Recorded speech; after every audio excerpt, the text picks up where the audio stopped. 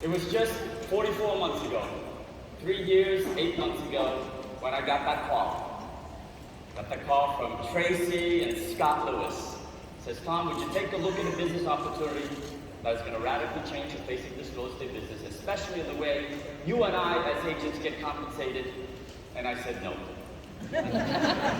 And she persisted, and they persisted, and I said no again, and again, and again. And then one day, she dug deep into my social media, and she found a video, and she understood who I was as a person. Chauncey talked about that earlier, right? It wasn't about who Tracy is. It wasn't about what this platform had and how great the organization is. It was about how she and this platform can help me with my future, with my generational wealth, with building something and leaving an impact. She asked me, Tom, what do you have in your arsenal to help at least 100 people become personally and financially free? Where in the world did she get that line? Well, she dug deep into a video where I was running for national president for the Asian Real Estate Association of America. And in public, I announced that the reason I'm running is because I want to give back. I want to give back to our real estate community. I want to promote sustainable, affordable housing for the Asian American Pacific Islander, but not just stop there, but work with the National Association of Hispanics and the Blacks and the gays and everybody else in the Women's Council to create housing. Housing was something that was very important in my family, and I'll get into that a little bit later. Okay? I ask you, my talk today is, what is your legacy? Why did you take time away from your family, away from your kids, away from whatever it is that you have to get away with, to come here, to sit in a room to get inspired? It's not just about you here. For me, it's about doing what it takes to change those 100 lives. Okay? That's me on the screen there, standing behind my older brother, Tim, who always had my back. I remember growing up here in the United States, didn't know the language, was picked on a lot. And my brother Tim was always there to pick me back up and says, Tom, you will make it. Don't let anyone intimidate you. Right? Don't let anyone intimidate you. First, I want to Glenn Sanford, if you follow the Success magazine, we all got that issue this month. And the first article is Glenn. And he talks about, when thinking about your legacy, I challenge you to think beyond the numbers and the size of the business. You see, after 44 months, my numbers are cool, they're all right, but I'm not crushing it compared to other leaders who've come on and just totally crushed into this business. For me, it's about helping the people who came, who have a dream, who have vision, who have passion, whose dreams might have been swept under the rug because they didn't have a system, they didn't have a plan, they didn't have people to believe in them, to help them get to where they are, where they've been, to where they want to go.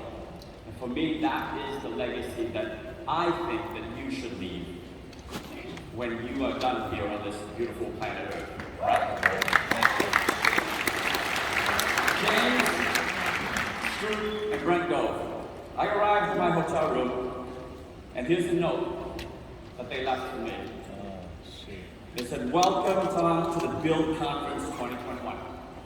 We want to personally thank you for choosing to step up and bring it this week. We are honored to have you here, joining our vision of 1 million agents in 100 countries in the next 10 years. This is the legacy we'll be leaving, ladies and gentlemen. And they go on to say, if there's anything you need, we are all in. We have your back. Nice. Let's go. Brent Gove, event host, and James Group, event executive producer. James and Brent, that is the legacy you guys are building here. And I'm so honored that you've entrusted me to be on this stage to share. Nice.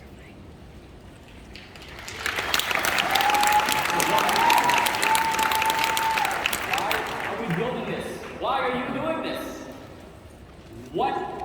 makes you tick? What makes you motivated to get the next no, to get the next 10 no's, to get to the 99th no, so that you get to the 100th person and they say yes? Yes, Tom? Yes, Kyle? Yes, Michael?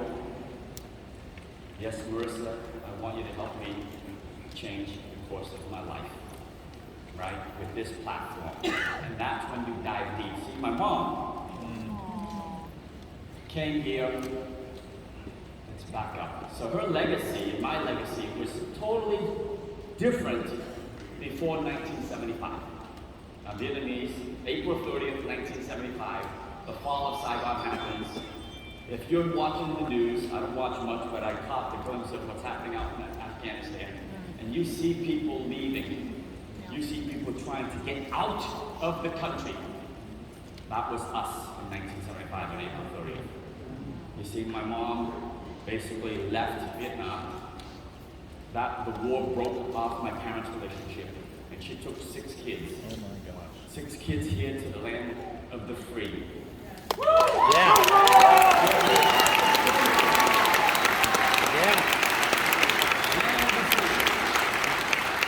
Where you can accomplish whatever your heart's desire. Nothing stops you. There's me again, my brother watching my back again. Okay?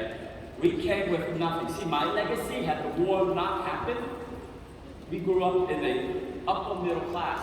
My mom was a businesswoman and did trade, import and export trade. My father was a engineer, a mechanical engineer for the Vietnamese army, taking care of their railroads. See, we were on the way to having a legacy where I might be able to inherit something back at home, and my kids would have a much better life, but that came to an abrupt stop. We scratched and fought our way out of the country. We did not fly out on a plane. If you can picture a boat with hundreds, if not thousands, if not 20,000 people trying to claw their way in, climb up ropes to get on the boat, to get out of the country. That was my family. It was the 3rd attempt. We had failed 2 other days before, and this is the last day. The U.S. Embassy was pulling out the helicopters, taking the troops out, the last people were leaving. And she goes, my mom goes to me, Tom, I need you to climb these ropes by yourself. Because they won't let the whole family on. But if you start climbing, you get to the top of the boat, you're gonna scream for your family. And then my brother Jim starts climbing. And then my younger sister Beth starts climbing. All 3 of us get up there. We get up there, and we're screaming for mom, for the rest of the family. And that's how the people, the troops, or whoever it was, allowed that family. Wow.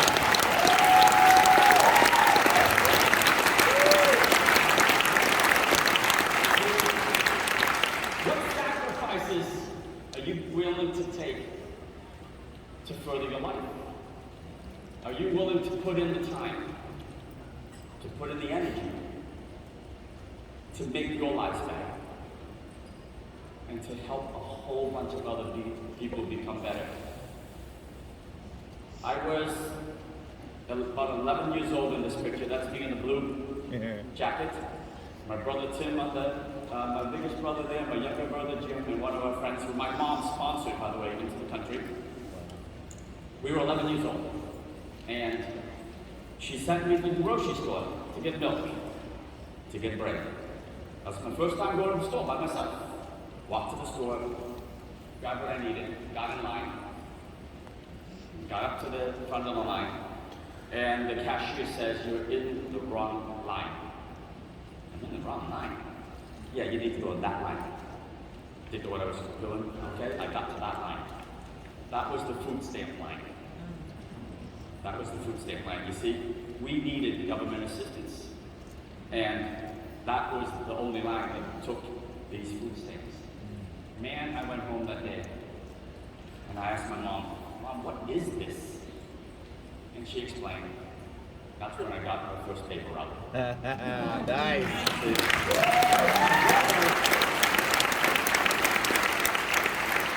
My brother already had one paper route. He's sitting in front of his route there. You had to be 14. Remember, I was 11.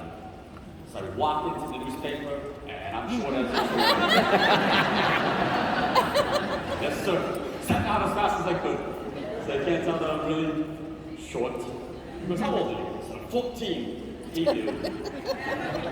I was not 14. But you know what? My brother, Tim, had a very hard work ethic. And he goes, boy, if you're anything like your brother, you're going to crush it in this paper route. And I got my paper out. Yeah.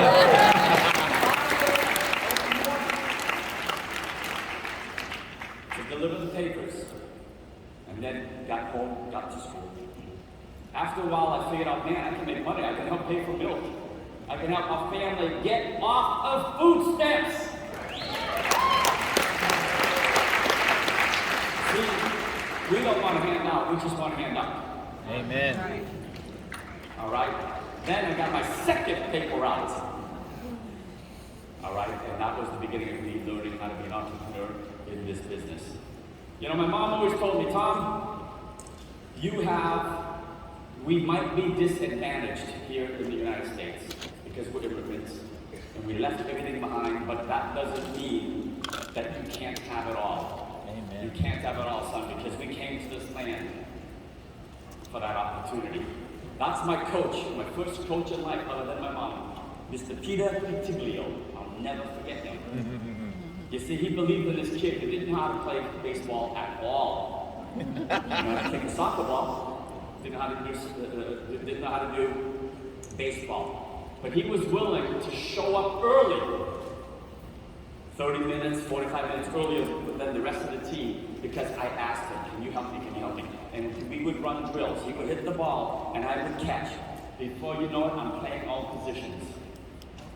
And one day, that's me getting the 10th player award. That's a player who's able to play every single position on the field, as well as be okay to take a step back and sit on the bench.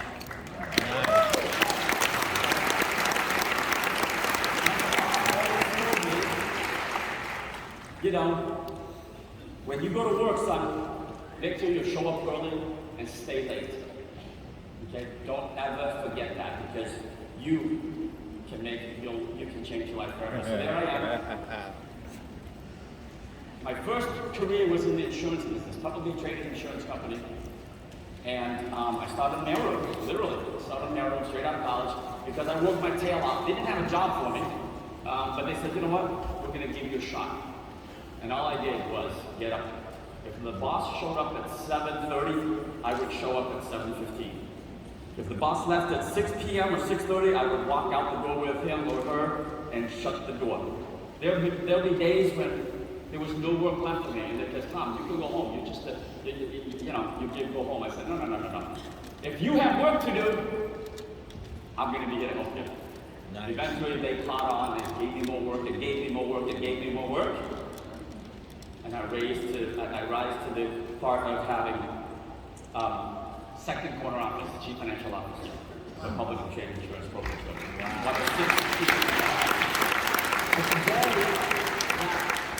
I left that career because one day we went up to New Hampshire and my boss went to the first corner office and handed over a check, $2 million, to this broker who had sold the insurance brokerage to us. George and Dick went out to the golf course. I went to the second corner office and I handed a pink slip to Peter. Peter, you've got 2 months left of this. You've got 2 months left, you're on severance. Okay? We don't need you anymore. Duplication, blah, blah, blah. Your job is gone. That was the night I went home. And I remember the tears that Peter had as he soaked his shirt, he soaked his tie. He was, Tom, what am I going to do? I'm 52 years old. I've given my life to this organization. You gave George a $2 million check. You gave me 2 months of severance. See, that was the day I went home and I said, you know, I'm not working for another man. You guys have the ability to take this business to the moon because you're working for yourselves. I said, you know what, he's a real estate. I'm on the road called rocketcomma.com. rockthekarma.com. Our goal is to get to 1,000 agents in every state, or 1,000 agents in each of the MLSs, or to help 100 people make $1,000 per month in revenue share. Who's with me to do that in their organization?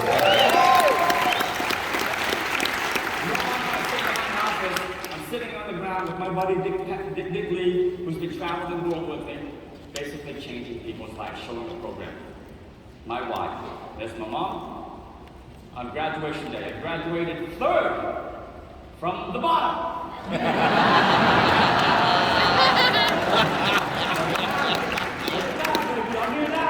at me now.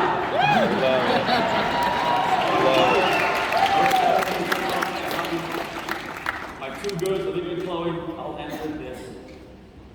Olivia is at UCLA, going into senior year. Chloe this morning called. She's moving into George Washington University in 2 days, and she's already homesick. She called this morning and she goes, "Can you please send mommy home? Can you please send mommy home?" And we said, "Honey, we can't, because we promised these people that we would come and share our story." There are 60 so people in our organization, and about 4,000 plus in the audience who's counting on us to deliver, to inspire, to motivate. I said, "Honey, I need you to not be selfish, because I need you to support your dad and your mom to do what we need to do to change lives." Wow. Okay? Holy smokes.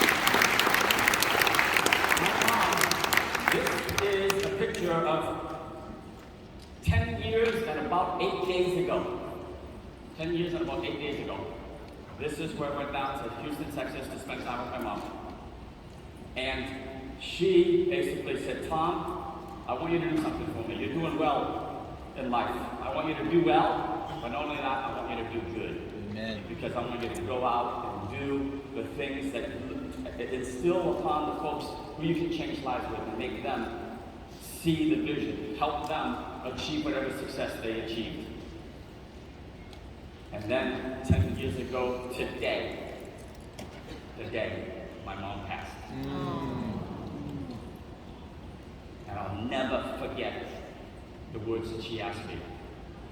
She goes, "Tom, for the rest of your life, will you please go out and help 100 people get to where they want to go, become personally and financially free?" That's a picture of the boat that we climbed up on to leave Vietnam. You see, there are hundreds of thousands of agents out there looking for you to help them change the course of their life and the rest of and leave a legacy for their own families, for their own future. So I ask you, join me in the rockthekarma.com. Are you ready to roll up your sleeves? Are you ready to take off your jacket? Are you ready to bring it to help so many lives? To help generational wealth, to build that. Glenn Sanford and Jason Gessing the other day says, "Tom, he spoke to us, 80,000 people is where they project that where we're going to be for the rest of the year. 80,000. We're going to come short by $20,000. Here's my ask of you.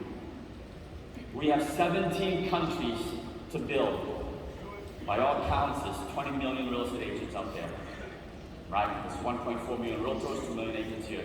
There's about 4,000 of you in this room, by my estimation, probably another 1,000 watching somewhere else. So there's 5,000 of us. So we will get to 20,000 agents, folks. You know how we're going to do this? Keep doing what you're doing. If you plan to show 5 people this plan this week, show 5 plus 1. If you plan to do 2 lunch and learns this week, do an extra one. Because if there's 5,000 of us and all we do is give a little bit more, show up early, stay late, show one more plan. Who believes they could bring in one more extra person to do that?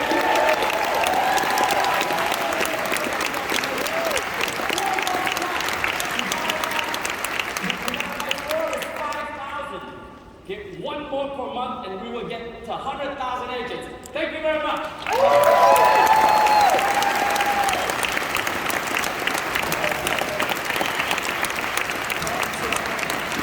Truong, everybody.